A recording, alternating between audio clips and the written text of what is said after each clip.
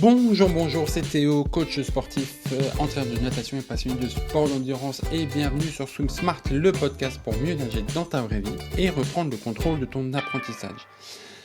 Comme chaque mois, la communauté a voté pour le thème du plan d'entraînement sur swimsmart.fr et en octobre, vous avez choisi un grand classique, les coulées et les virages. Deux éléments souvent négligés mais qui font toute la différence entre enchaîner les longueurs et vraiment nager efficacement.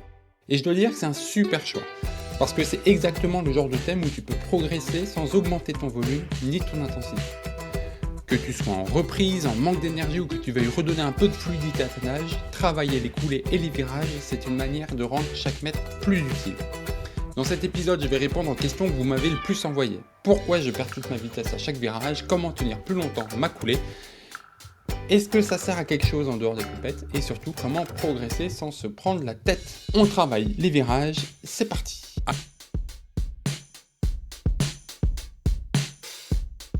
Alors évidemment que travailler les virages, même si tu ne fais pas de compète, c'est important parce que la coulée et le virage, ça ne sert pas juste à gagner du temps.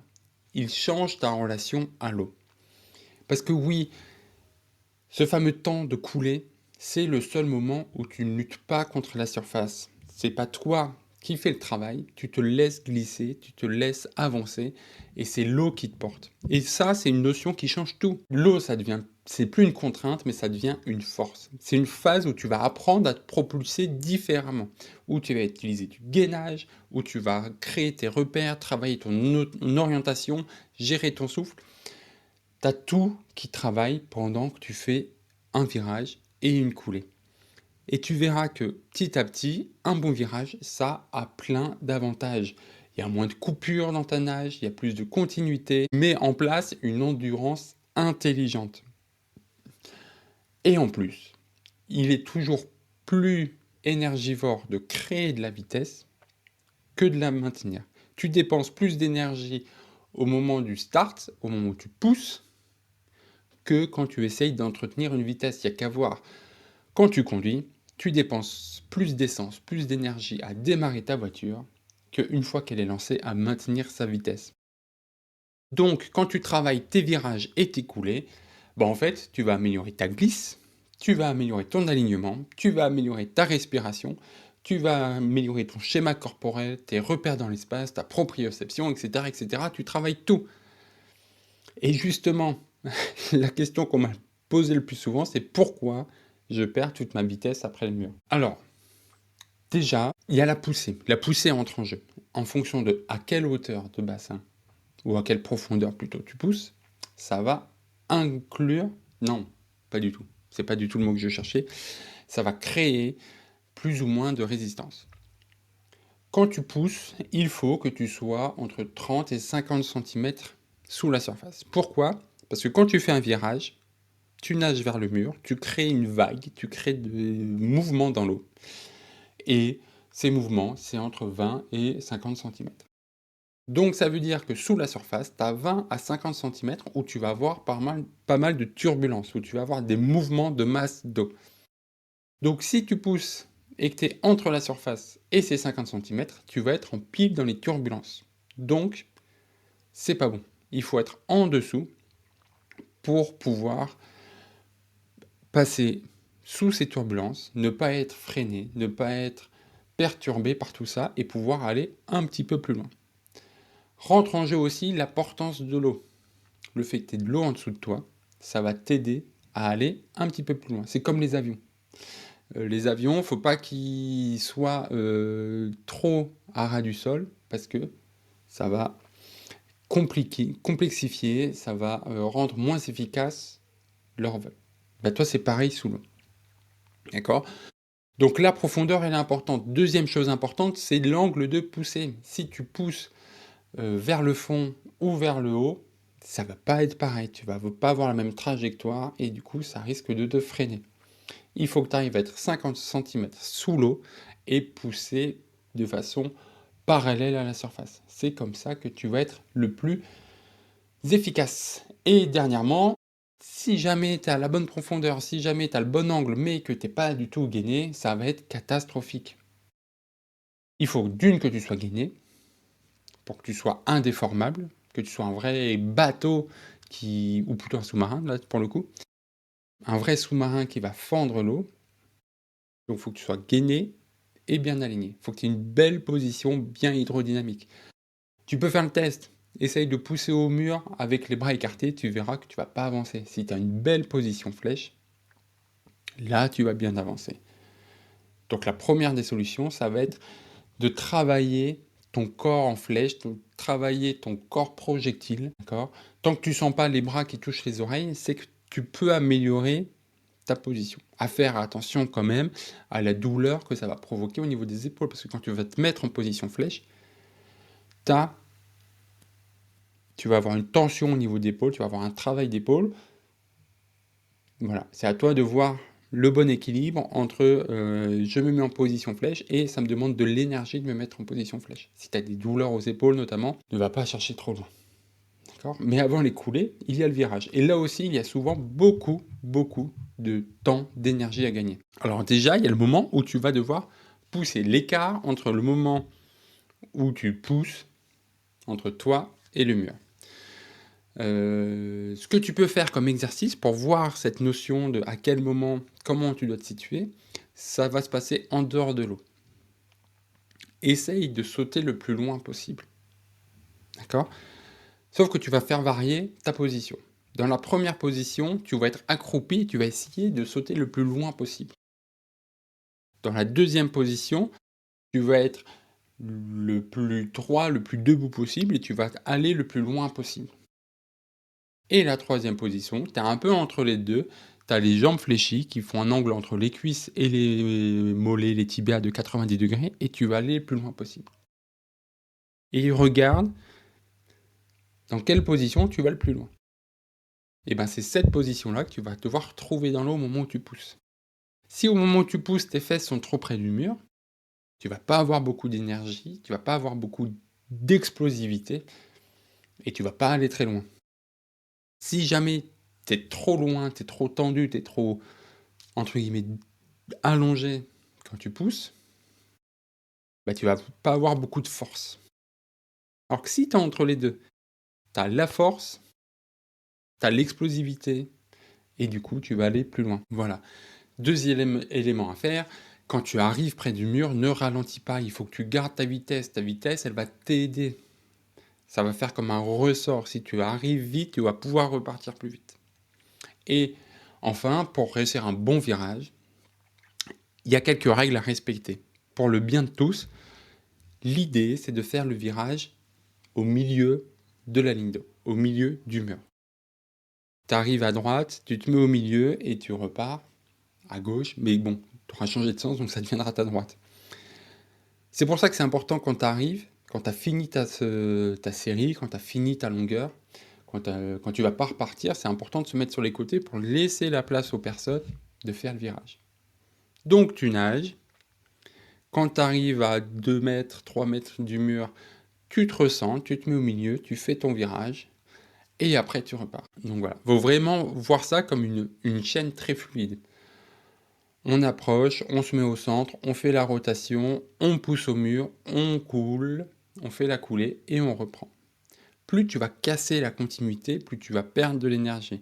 Tu sais, cette fameuse vitesse, si tu la perds, tu vas perdre de l'énergie à la recréer.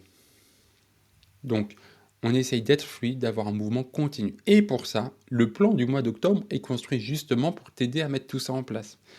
Tu le sais, chaque mois, je mets à disposition un plan d'entraînement, 4 semaines, 2 séances par semaine, parce que pour moi, c'est suffisant pour progresser, de faire 2 séances par semaine. Et comme d'habitude, c'est toi, c'est la communauté qui est allée sur swimsmart.fr et qui a choisi le thème du mois. Ok, donc j'ai le thème et je fais 2 versions. Une version gratuite offerte à tous. Il suffit de s'inscrire à la newsletter, le lien est en description, et tu reçois ton plan d'entraînement directement. Et l'objectif, ça va être de découvrir, de ressentir, d'automatiser les phases sous-marines. Et la progression, elle est faite de façon à être douce, à voir tes progrès petit à petit. D'abord, on se concentre sur la coulée, puis la coulée, la reprise de nage, puis le virage complet, etc. etc. Tu as 4 semaines, on se focalise sur une nage par semaine, Et petit à petit, tu construis tes virages, tu construis tes coulées et tu gagnes du temps et de l'énergie.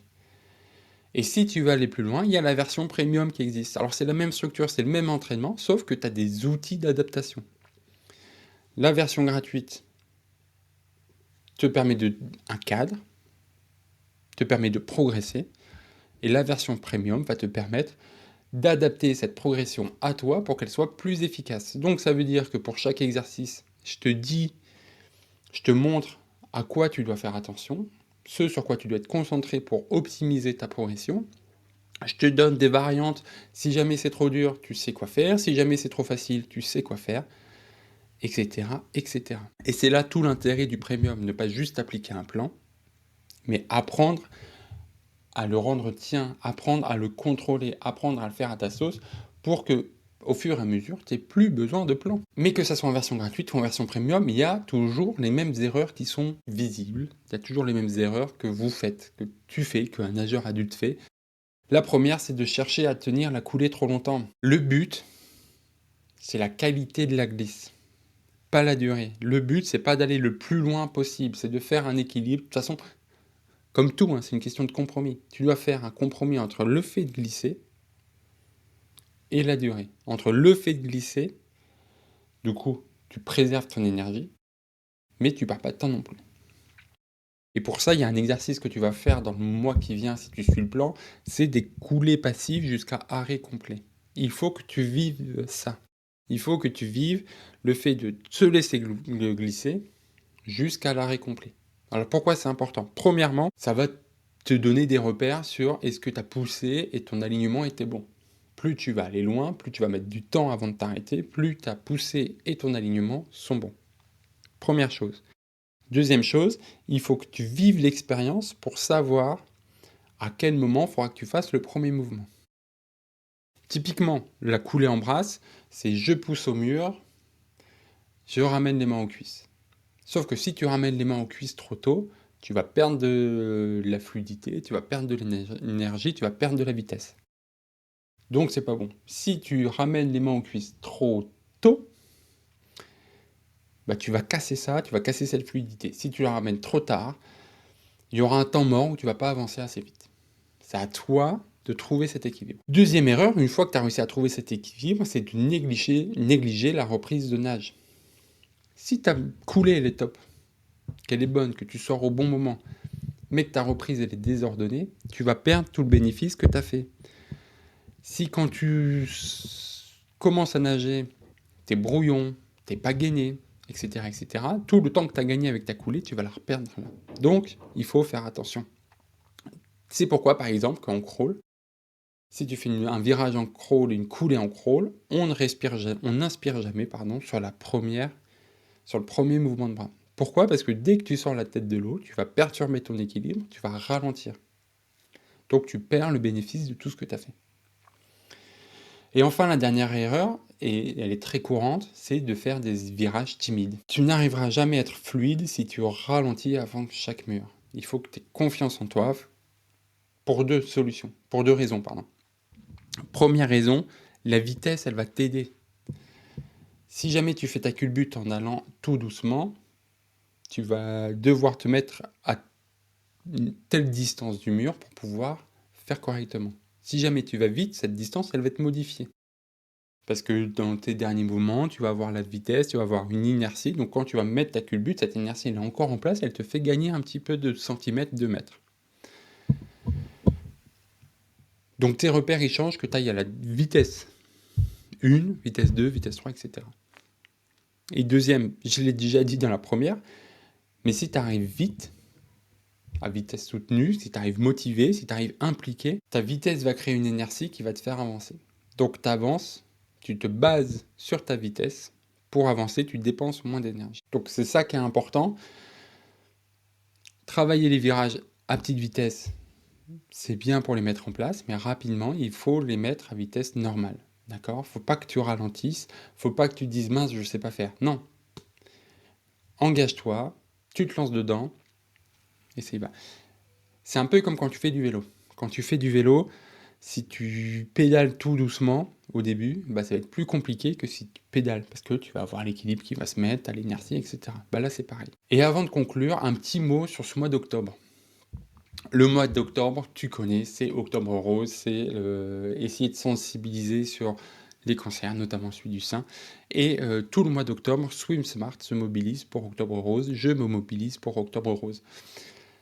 20% de tous les revenus générés, quels qu'ils soient, que ce soit les abonnements premium, que ce soit les plans d'entraînement, que ce soit les formations, que ce soit les partenariats qui vont être créés, que ce soit les carnets d'entraînement qui vont être vendus, 20% de tous les revenus vont être reversés à la Ligue contre le cancer. C'est une cause importante, c'est une cause qui, moi, me touche personnellement pour diverses raisons et qui touche énormément de gens. Donc si tu t'abonnes là, si tu hésites, que tu t'abonnes, que tu partages, bah voilà, tu soutiens le projet ce mois-ci, bah tu participes aussi à une cause qui dépasse la natation. Parce que nager pour progresser, c'est très bien. Mais là, ce mois-ci, on nage pour progresser, mais aussi pour faire une différence. Donc c'est important.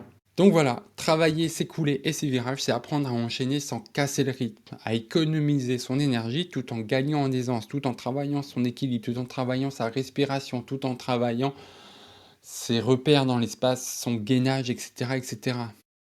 Si tu veux aller plus loin, si tu veux découvrir ce plan, tu as deux solutions. Soit tu t'inscris au brief Swim Smart, qui te permet, soit dit en passant, d'avoir un conseil concret directement applicable chaque semaine directement dans ta boîte mail, et tu as ce fameux plan d'octobre. Donc tu as 4 semaines, 2 séances par semaine d'entraînement.